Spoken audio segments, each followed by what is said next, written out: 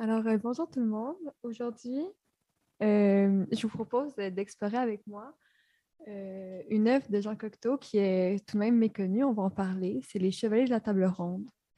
Jean Cocteau, c'est un artiste français né en 1889 et mort en 1963. Il se considère lui-même avant tout comme poète, mais il est aussi romancier, dramaturge, cinéaste, dessinateur et plusieurs autres choses.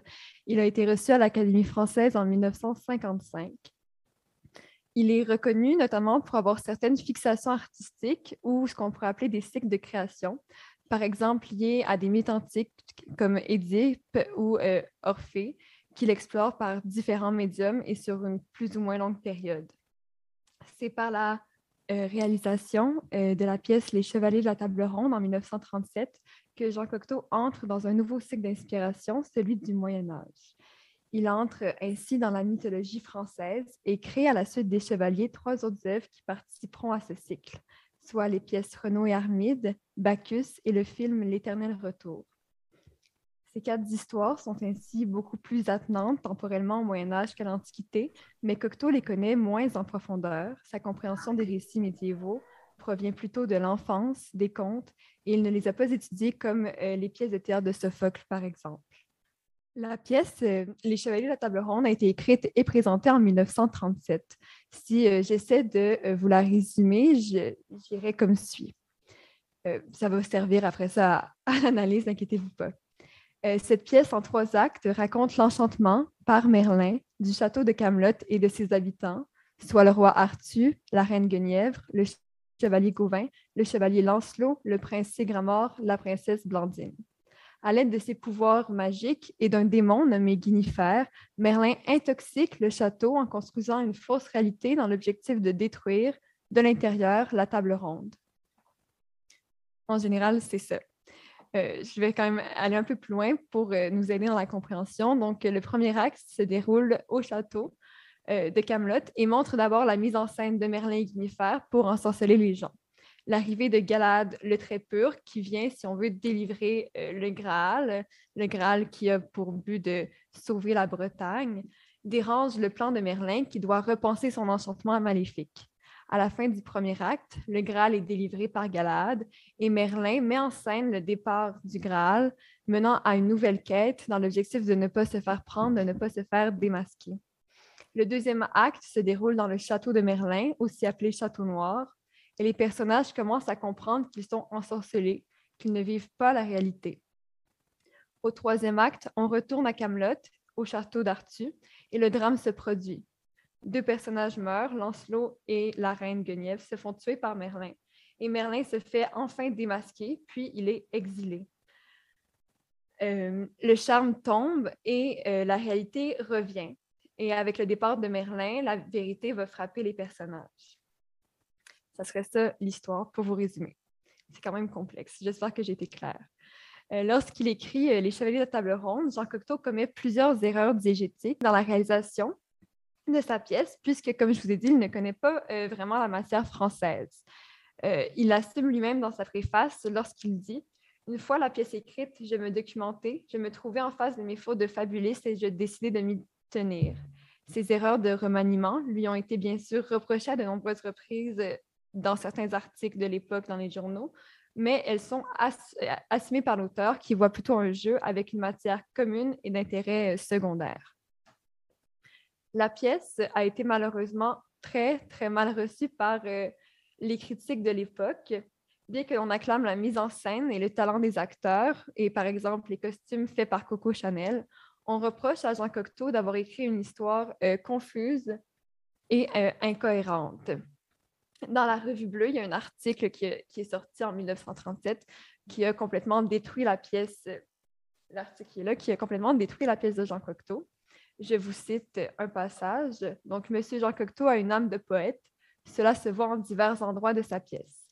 Il est moins bien doué comme auteur dramatique. Il n'a aucun souci de la logique qui doit se présider à la composition d'une pièce de théâtre, ni de l'enchaînement des idées, de la progression des scènes, de l'exposition au dénouement.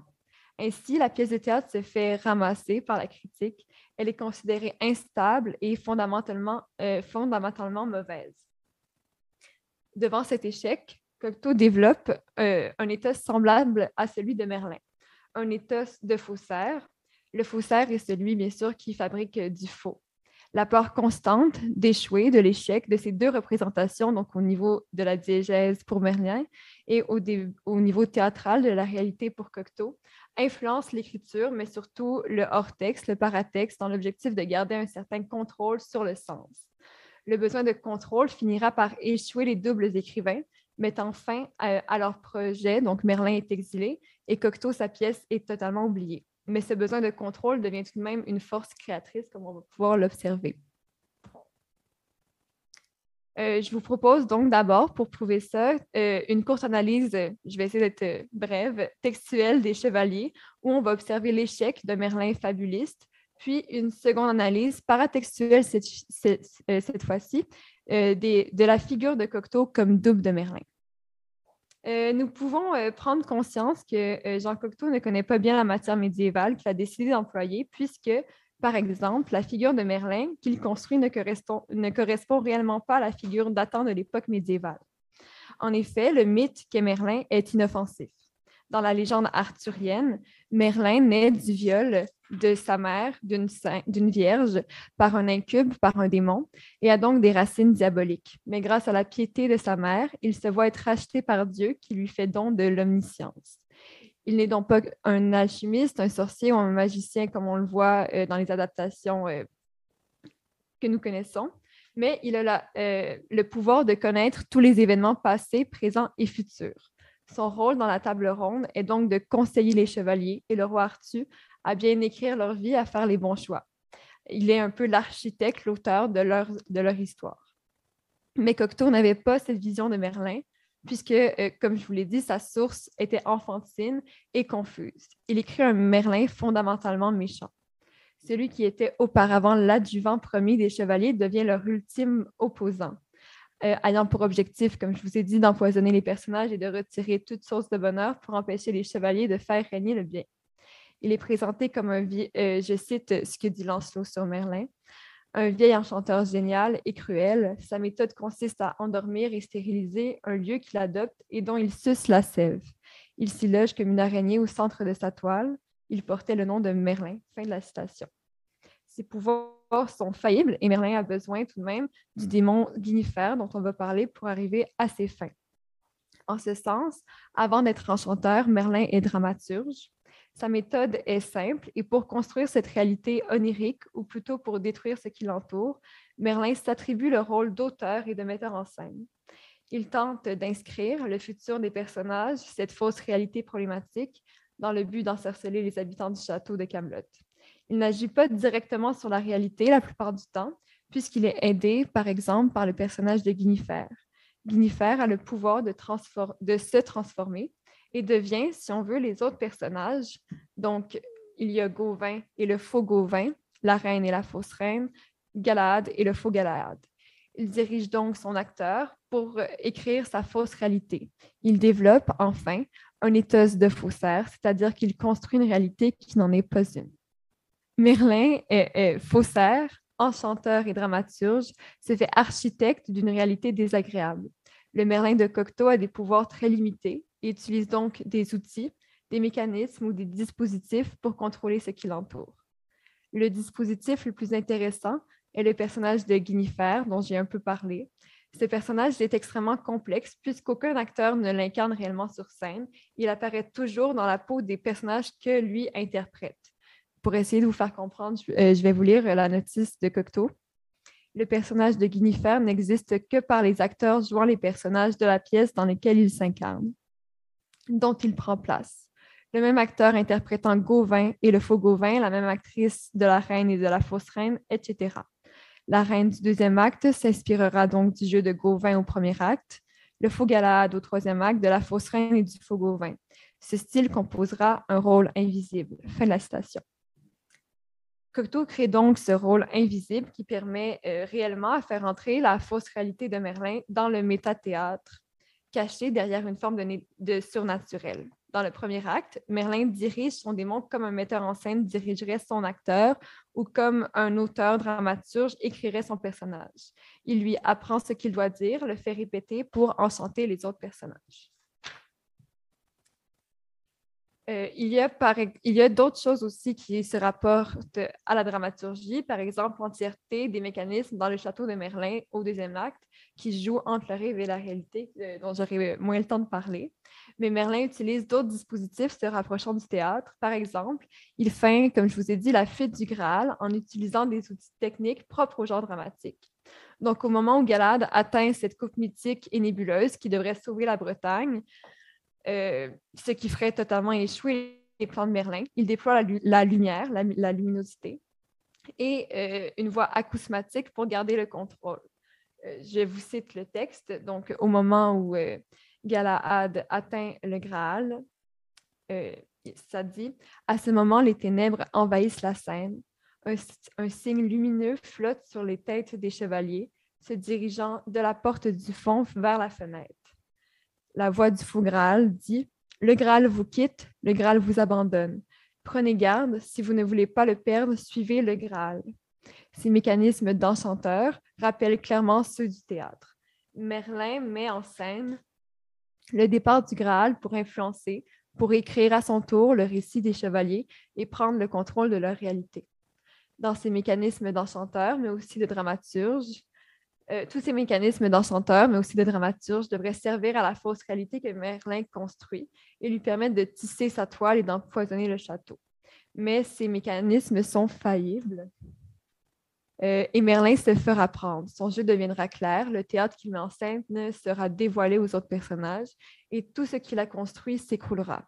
Il finira par exiler du royaume d'Arthur la réalité et le bien l'emportera. Il tâche, par exemple, comme je vous ai dit, d'utiliser Guinevere telle une marionnette, mais ce démon est en grande partie la cause de la chute de l'enchanteur. Tout d'abord, Guinevere a un certain tic langagier qui le dévoile. Il a de la difficulté à prononcer le son X. À la place de dire, par exemple, expliquer, il va prononcer expliquer. Cette faute se fera remarquer, par exemple, par Lancelot lorsque Guinevere, après avoir incarné Gauvin pendant tout le premier acte, incarne finalement la fausse reine au deuxième acte. Lancelot dit « Vous seriez une ombre, vous tomberiez de la lune. Je ne serais pas plus stupéfait que de vous voir en ce lieu et de vous entendre imiter les fautes de Gauvin. Vous me dites « C'est bien moi, j'ai peine à le croire, la fatigue de ce château m'ayant déjà joué quelques tours. » Guinevere aussi sort du contrôle de son maître lorsqu'il est question de jouer avec les autres personnages pour une question, si on veut, d'improvisation. Il le reproche à Merlin lorsqu'il dit « Est-ce ma faute si vous me confiez des rôles trop difficiles? Je vous avais prévenu. Vous m'écoutez jamais personne. Je n'oublie pas les phrases apprises par cœur, mais il y en a d'autres. Croyez-vous qu'on puisse improviser, tomber juste, avoir l'air naturel. » Donc, bien que Merlin essaie de contrôler les habitants du château par le biais de son acteur, ce besoin de faire jouer le premier et unique rôle par un autre que lui-même et sa méconnaissance de l'avenir va causer sa perte. En tant que metteur en scène, Merlin aussi fait quelques erreurs. Dans le deuxième acte, dans le château noir, le château de Merlin, il va tenter d'élaborer un merveilleux qui est inquiétant, mais qui va devenir non convaincant. Lorsque les chevaliers entrent dans son château, ils ne sont pas effrayés, ce qui était l'objectif de Merlin. Les portes s'ouvrent, par exemple, par elles-mêmes et ça va créer un effet comique. Donc, après avoir remarqué que c'est la cinquième porte qui s'ouvre, Lancelot dit « Sauf quelques vieilles ferrures qui grincent, la magie se montre très supérieure à la mécanique. » Donc, des commentaires, si on veut, légèrement ironiques. Et c'est parce que les traces du merveilleux sont si insistantes, donc ici par le nombre de portes qui les laissent passer, qu'elle devient risible et non pas l'effet escompté de faire peur. Les personnages se doutent de la manigance et ne croient plus en cette réalité ensorcelée qui devient de plus en plus inquiétante parce qu'ils en prennent conscience. Par exemple, Lancelot dit « Quel est ce nouvel artifice? » Ils comprennent qu'ils sont hors de la réalité enfin. La mise en scène est si avide de merveilleux qu'elle transparaît à un point tel que les personnages voient l'artifice et n'y croient plus. D'autres éléments viennent briser la mise en scène. Par exemple, l'arrivée de Galad le très pur qui démasque Merlin au final. Et tous ces éléments font échouer son plan. C'est un peu aussi la base de l'éthos du faussaire parce que, par exemple, lorsqu'on donne un faux billet, un faussaire, mettons, va faire un faux billet, c'est facile de reconnaître le faux billet. Au final, il y a des éléments qui vont nous le dire. Et donc, l'architecte que Merlin tente d'être est défaillant, mais reste tout de même dramaturge. Je cite, Merlin incarne donc bien dans la pièce la figure du dramaturge avec ses réussites, ses échecs et ses imperfections. Et c'est tout de même dans l'échec pour Merlin que la pièce se clôt, puisqu'il échoue, il est exilé du royaume d'Arthur. Devant cet échec, Cocteau se retrouve face à Merlin, son double. En effet, comme je l'ai mentionné, la pièce a été très mal reçue par la critique de l'époque. On lui reproche une grande confusion, peu de connaissances en sa matière. Les spectateurs et les critiques ne semblent pas avoir cru à l'histoire, ne pas avoir embarqué dans le récit. On la considère divertissante, certes, mais surtout déconcertante. On n'y comprend rien. Cocteau tente alors de prendre en charge le sens de son œuvre dans le hors-texte ou le paratexte. Il va développer un ethos octorial particulier, facilement comparable à la figure de Merlin, donc à l'ethos du faussaire, puisqu'il veut modifier la réception de son œuvre. Je cite, « La figure du faussaire est aussi assumée dans la préface par Cocteau en personne. Elle demande à être articulée au travail de la réécriture et invite à s'interroger sur une autre articulation, celle du poète dramaturge. La notion d'éthos vient prendre tout son sens, puisqu'elle demande à présent, comme le souligne Amossi, quels sont les moyens mobilisés par le discours, dans toutes les formes de discours, pour remplir son rôle de, je cite, funambule entre le monde du réel et celui des mots. Le faussaire, par définition, construit une fausse réalité dans l'objectif de ne pas se faire prendre. Son échec est inhérent, mais il a pour objectif d'éviter l'échec, de donner ici au public un réel sens de sa pièce pour qu'elle devienne finalement un succès. Comme Merlin, il mobilise lui aussi des outils, des mécanismes, des dispositifs pour améliorer la réception de son œuvre et donner la possibilité à son public de croire en sa pièce. Je vais en faire ressortir 3, soit le prologue écrit, le prologue audible et les dessins en marge des chevaliers. La pièce est publiée en 1960 chez Gallimard, mais elle est jouée en 1937. Cette année-là, il va publier dans le Figaro ce qui deviendra sa préface, intitulée alors « Comment sont nés les chevaliers de la table ronde ».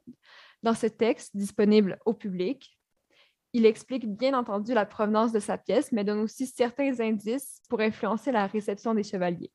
Il développe donc lui aussi un ethos de fabuliste, de faussaire, tout comme Merlin. Il présente d'abord les dispositifs de la pièce pour aider à sa compréhension. Donc, il explique le personnage de Guinevere à l'avance. Il se trouve aussi dans le mensonge, puisqu'il invente une histoire sur comment la pièce lui est arrivée dans un rêve. Et on sait par la suite, dans des lettres, que c'est totalement faux. Mais c'est son insistance, comme Merlin dans le Château de la Merveille, qui va le trahir. Je cite. C'est un pur hasard théâtral si, dans les chevaliers, ce qu'on est convenu d'appeler le bien a l'air de triompher de ce qu'on est convenu d'appeler le mal. Ces sortes de démonstrations relèvent, à mes yeux, de l'esthétique du moraliste, la pire que je sache. En essayant de se détacher ainsi du sens de sa pièce, il tente de sortir de l'éthos du faussaire en se faisant extérieur de la chose qui ne fonctionne pas, pour ne pas se faire remarquer. Mais c'est tout l'inverse de l'effet escompté qui se produit. Et par cette insistance, plus personne n'y croit.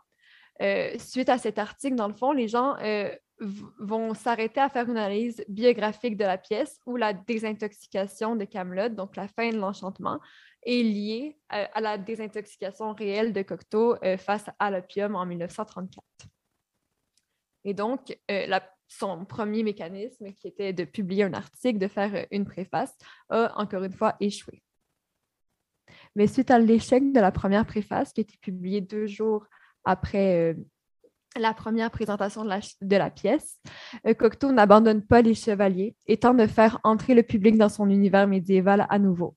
Il va enregistrer une préface audible qu'il fait jouer à partir de la 2e semaine de représentation, au début de toutes les représentations. Donc, le passage qui m'intéresse, qui venait un peu plus tard, dit « Les personnages sont si célèbres, il vient de les nommer, il les a tous nommés un après l'autre, et donc ces personnages sont si célèbres qu'ils nous servent à jouer aux cartes.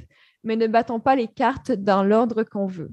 Ajouterais-je que monter une pièce pareille sur un plateau minuscule consiste en un tour de force. Il ne faudrait pas en vouloir aux machinistes des légers retards. On entend donc qu'ils s'excusent pour les retards, pour les problèmes techniques qui devaient simplement ajouter à la confusion globale de la pièce durant les premières représentations. Mais aussi, il compare les personnages de la table ronde à un jeu de cartes. Et cette drôle de phrase, mais ne battons pas les cartes dans l'ordre que l'on veut, montre encore une fois qu'il tente d'influencer la compréhension, la réception polysémique de sa pièce, donc en disant qu'il ne faut pas essayer de brasser les cartes dans l'ordre que l'on veut. Il ne souhaite pas cette compréhension biographique et essaie de s'en détacher, de détacher son public. Il invoque le jeu, le hasard, qui ne doit pas être, et demande aux gens de comprendre par eux-mêmes ce qu'il se passe. Il développe ainsi cette figure du faussaire, celui qui fabrique du faux et qui jure le contraire, mais qui tente, encore une fois, de contrôler la réception. Les dessins en marge des Chevaliers de la Table Ronde est un recueil de dessins, bien sûr, ayant pour but de résumer l'histoire. Publié en 1941, donc quand même pendant l'occupation, et avant que la pièce soit accessible, soit lisible, si on veut, à l'écrit.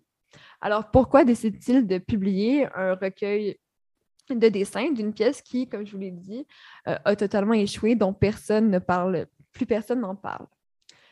Les dessins peuvent être vus comme une manière de plus d'encadrer sa création. Ils peuvent être considérés comme une autre forme de paratexte, extérieur au texte, mais ajoutant des strates d'explication et de sens à sa pièce. Le quatrième dessin que vous voyez sur la diapositive se nomme Époque de l'action et montre ce à quoi, si on veut, ressemblait le médiéval arthurien dans l'imaginaire de Cocteau. Ce dessin se place entre les esquisses de Cocteau, donc c'est un très très fin, et les dessins extrêmement travaillés. C'est comme un entre-deux. Au premier plan se trouve un outil de jardin médiéval qui se nomme une herse. La herse sert à préparer le sol en le peignant avec ses dents. Et la herse cache étrangement l'action qui se passe au second plan. L'outil rappelle la métaphore de la terre qui entame le Conte du Graal de Chrétien de Troyes, mais qui entame aussi beaucoup de textes médiévaux, qui invite le lecteur à chercher les différentes polysémies, les différents sens du texte. Au deuxième plan, à l'arrière, se trouve un chevalier sur un cheval drapé, se dirigeant vers un dragon lézard, je ne sais pas. Le dessin est polysémique pour le regardeur, puisqu'il est possible de voir en le cheval, oui, un cheval, mais aussi, comme vous pouvez voir, 3 doigts. Ce sont les ongles qui donnent l'indice le plus frappant sur la nature de ce cheval personnalisé par la main. De plus, le revêtement du cheval peut être vu comme la manche, peut-être soit de Merlin, soit de Cocteau. Cette présence amène donc une mise en abîme dans le dessin même. Le chevalier qui croit diriger le cheval serait plutôt dirigé par cette main problématique que nous pouvons rattacher soit à Cocteau ou à Merlin. Ils sont doubles finalement, démiurges de cet univers. C'est comme si finalement Cocteau avait pris conscience de la transparence, de l'extrême visibilité des signes qu'il avait mis en œuvre dans dans Les Chevaliers de la Table Ronde et finalement le montrait en dessin. La chose va se reproduire dans un autre dessin du recueil qui tend aussi vers l'analyse métadiscursive et sur le rapport à la création. C'est le dessin numéro 11, L'étrange personnel du château depuis le règne du faux Gauvin.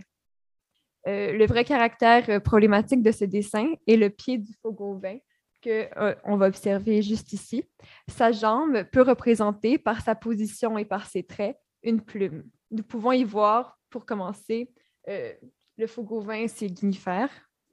Donc, nous pouvons y voir ce Guinifère qui est celui qui écrit finalement le futur des personnages, car bien que Merlin lui donne des instructions, il est celui qui parle, qui improvise et qui fait ou non échouer les plans de son maître. Mais nous pouvons aussi, bien sûr, y voir la plume de Cocteau qui s'insère subtilement dans le texte à nouveau et qui affirme encore une fois qu'il est celui qui contrôle le récit de ses personnages, ici par le dessin. En effet, en inscrivant sa présence, il montre son rapport de contrôle à sa création. dans le recueil de dessins, Cocteau entre totalement dans les tosses de faussaire, l'assume enfin et la met en image cette fois-ci. Et donc, pour finir, la pièce de Cocteau échoue complètement. Plus personne n'en parle, ou les quelques articles disponibles écrits dernièrement abordent surtout l'aspect tristement biographique de la pièce, donc le rapport aux drogues. Son désir de faire passer son message, de ne pas accepter l'échec à de nombreuses reprises, montre à quel point il y tenait. Et cette peur aussi constante de l'échec, accompagnée de la réaction face à certains échecs, a permis à Cocteau, mais aussi à Merlin, de créer, d'ajouter à l'œuvre initiale et d'enrichir leur processus créatif. Il ne faut pas oublier que Les Chevaliers de la Table Ronde est une pièce de théâtre et non pas un texte, et que dans cette perspective, le texte n'est qu'un outil de transposition de Cocteau à la scène. Cocteau perd indubitablement le contrôle de sa pièce, comme Merlin perd le contrôle de sa mise en scène, à cause de tous ceux qui participent à l'enchantement au théâtre et qui peuvent, tel un guinifère, faire tomber la construction artistique de Cocteau. La pièce serait non pas donc biographique ou confuse, comme la majorité des analyses essaient de le montrer, mais à l'intérieur de ses nombreuses mises en abîme, un discours sur l'art lui-même et sur les limites et sur ses limites implicites. La cause de cet échec n'est donc pas réellement extérieure. Cocteau peut donc être vu, bien sûr, comme un double de Merlin dans la pièce, mais il peut aussi être perçu comme un double d'Arthur, celui qui vit de la fiction, et aussi un double de Galahad, le poète, celui qui détruit la fiction, ancien Séran.